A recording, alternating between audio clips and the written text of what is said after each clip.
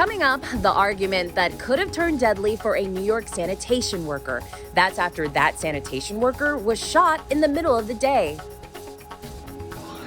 Not feeling like February this evening. Temperatures tomorrow morning well above average. And New York Live catches up with Emmy winner Peter Dinklage about his new movie musical, Cyrano. This is News 4 Now for February 11th. I'm Kate Ingram. Now, first up, a New York City sanitation worker is recovering in the hospital after being shot while he was apparently trying to break up a fight involving his own daughter. This video captures all of it as it went down. It happened around 11:30 Thursday morning near 52nd Street and 10th Avenue in Hell's Kitchen. In the video, you can see a commotion and hear screams. Police sources say a woman who lives on the block got into a fight with her ex-boyfriend and his brother. The woman called her father a sanitation worker.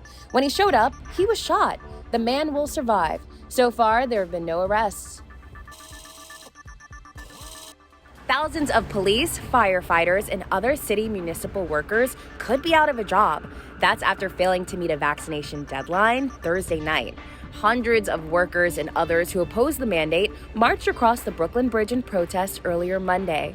According to the city, less than 1% of the city's 370,000 workers are unvaccinated. They say city services will not be impacted by their dismissal.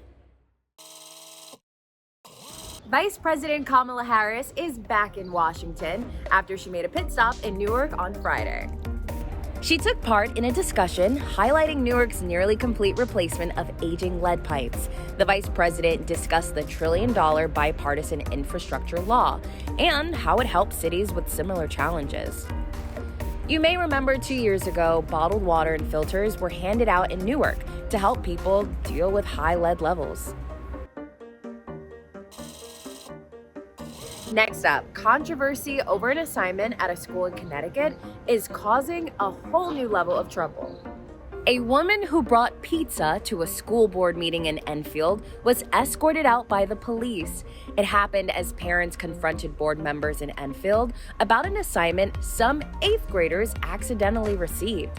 An assignment that used different pizza toppings as a metaphor for various sexual activities. Some parents were understanding, others were outraged. This assignment is prompting kids to become sexually active before their time. This particular assignment was obviously not appropriate, but it was not intended to cause harm to any child. We're told the staff member responsible accidentally sent out the assignment to the students. The staff member has since apologized. Now, it took a couple of years, but actor Robert De Niro has finally gotten the okay to open another film studio over in Queens. The city has given final approval for the 7-story facility in Astoria. De Niro plans to build Wildflower Studios on the site of the old Steinway Piano Building.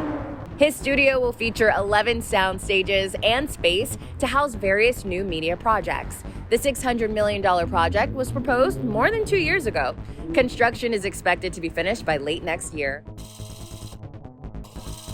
Celebrities, designers, and politicians gracing the red carpet on opening night of The Music Man. The Broadway revival, starring Hugh Jackman and Sutton Foster, has been in and out of previews since just before Christmas due to the COVID surge. A-list stars on the red carpet included Anne Hathaway, Ryan Reynolds, wife Blake Lively, and Mariska Hargitay. Also attending, Mayor Eric Adams, former Mayor Michael Bloomberg, and Governor Kathy Hochul.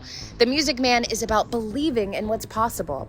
Many on the red carpet said this opening is perfectly timed as New York lifts its mask mandate.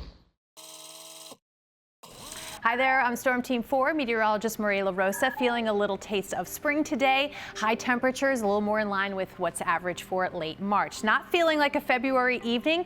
We have temperatures in the upper 40s near 50 degrees, in fact, nearly steady overnight. We do have clouds moving in. That's ahead of the cold front that'll bring the big changes by the end of the weekend. For the most part, we should stay dry, maybe a few sprinkles to the north and west by tomorrow morning under mostly cloudy skies. But these temperatures would be mild for daytime highs, but this is what we're starting off with Saturday morning. 47 in the city, 43 in White Plains, waking up to 43 in Islip, even into the low 40s north and west. On our way up to another mild afternoon, back up in the 50s. News 4 celebrates Black History Month. In February 2006, Shani Davis raced into the record books as the first African American to win an individual gold medal in the Winter Olympics, icing the competition in the 1,000-meter speed skating event. His victory came 18 years after that of another trailblazer, figure skater Debbie Thomas. She was the first African American to ever medal in the Winter Games when she won bronze in 1988. Shani Davis and Debbie Thomas are part of our collective history, and together we are for New York. And it's a love story with a twist, just in time for Valentine's Day. New York Live is here talking Cyrano with Emmy Award-winning actor and my personal favorite from Game of Thrones, Peter Dinklage. Check it out. It's a tale as old as time, or 1897 to be exact. Cyrano, a story of a man ashamed of his appearance. Pleasure to meet you, Cyrano de Bergerac. You're a freak. Who is madly in love with a girl named Roxanne. My sole purpose on this earth is to love Roxanne. But helps another man gain her love by writing beautiful letters to her from him. I don't know how to speak romantically. I am a poet. My words upon your lips. I will make you romantic. Will you make me handsome? She lost me! Cyrano has been played by everyone from Jose Ferrer to Steve Martin, and now Emmy Award winner Peter Dinklage. I was reading about you and how you talked about with all of your next characters, the thing that you look for is a challenge. And I just feel like Cyrano plays really big, but then also plays these like quiet, intimate moments as well. So I'm curious what the challenge was for you. Yeah, that's a good question. It's just sort of, yeah, that's definitely, that complexity really was interesting. Because sometimes, you know, if a hero is heroic, he's heroic across the board with on the battlefield and back with his love. And in this one, it wasn't the case. And I love that complexity and that sort of contradiction, basically, of character. I love that so much. I've been watching you when you talk about the National, and then, you know, like seeing you even sing, I think it was on the Late Show. Yeah. You seem to be kind of geeking out about that. Every actor wants to be a rock star, for sure. We think we're rock stars, but we're not. There's nothing cooler. There's nothing cooler than a rock star. So we all kind of want to be that. No, it was just, that was a thrill. And Aaron and Bryce Dessner are just such lovely musicians, brilliant musicians who gave me confidence to do those songs.